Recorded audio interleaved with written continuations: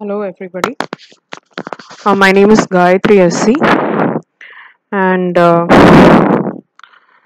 today I'm going to be talking about task 2, which is prediction using unsupervised machine learning.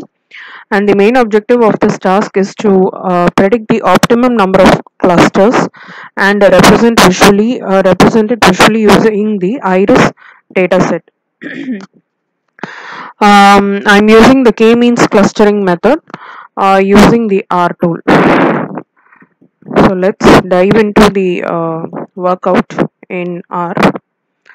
So from the given iris data set, we have to predict the number of clusters and represent it visually. So that is the main objective.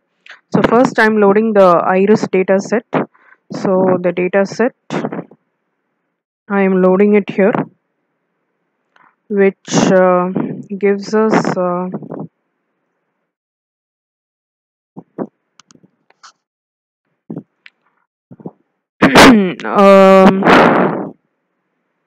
150 observation of 5 variables, which is nothing but sepal length, petal width, and species.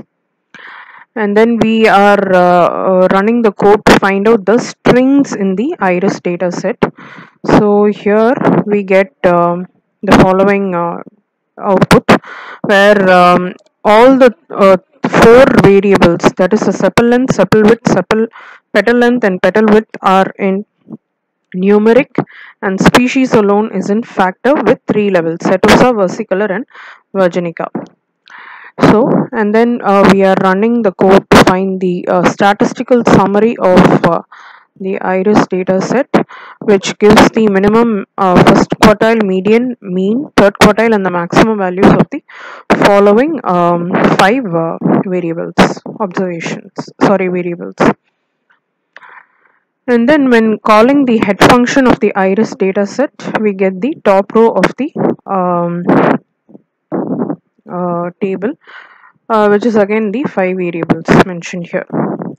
So in order to apply the k-means function, first we have to pre-process the data. So since this is clustering is an unsupervised learning method, we will not require the class label output during the execution of the algorithm.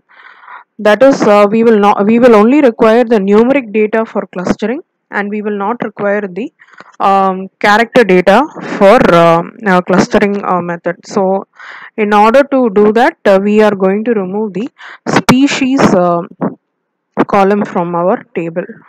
So we do that by mentioning our new data set as iris new set, where we are calling, we are using the iris data, and then using only the first 4 columns.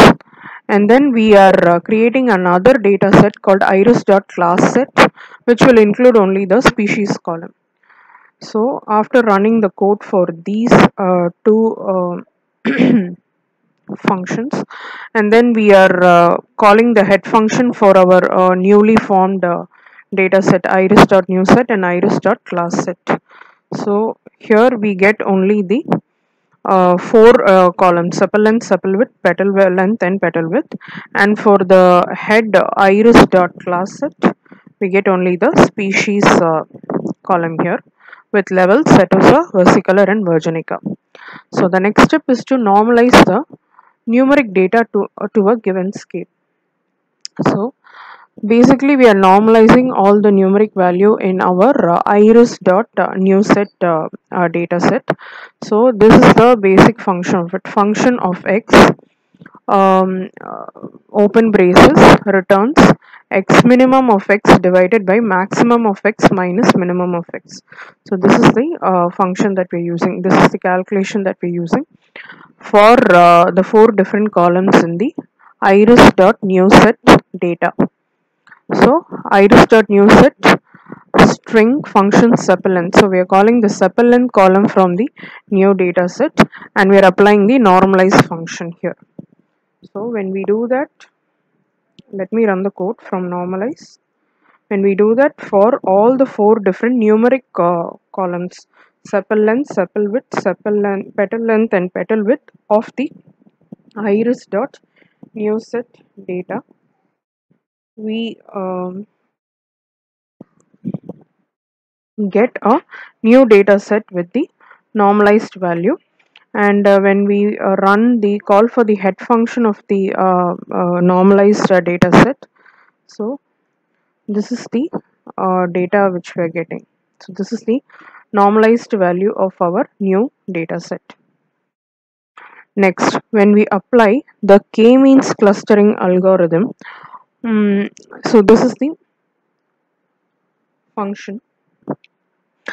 So we are calling our final result as result, and we are applying the k-means function here to our new data set iris dot new set with centroids, number of centroids as 3, which is nothing but k is equal to 3. So we are running this code and it has been applied to our new data set iris dot new set. And further we can view the size of our result data, which gives the number of records in each cluster, which is this 50, 39 and 61. And then we can call the cluster data from our result data, which gives the cluster vector, which is categorized as 3, 2 and 1. And then the within SS, which is nothing but the sum of squares within our clusters, and then the total within SS, which is nothing but the total sum of squares of the clusters. And we also run the result, the centers from our result data set, which gives the center data point value of the clusters, and the result string iteration gives the, which gives the number of iteration repeats,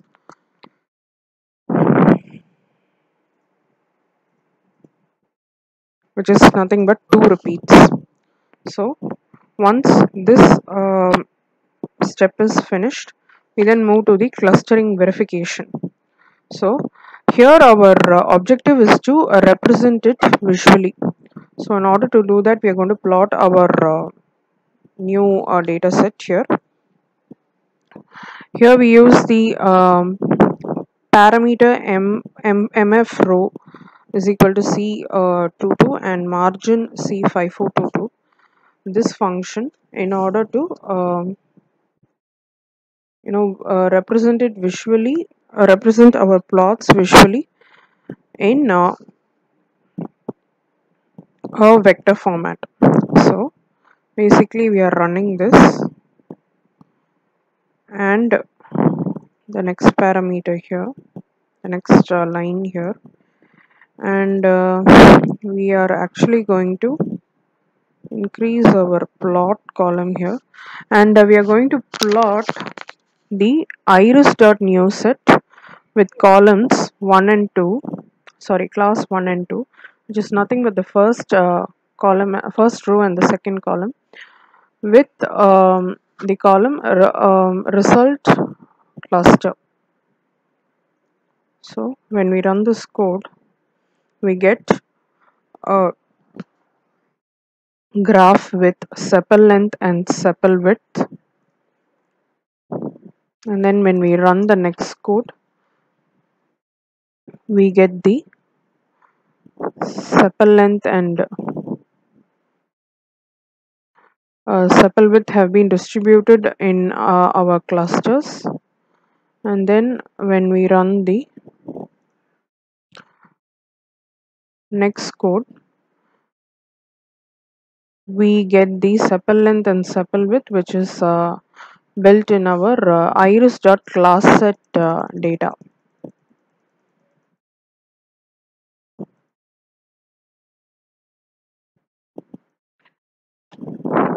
And then when we run the next code,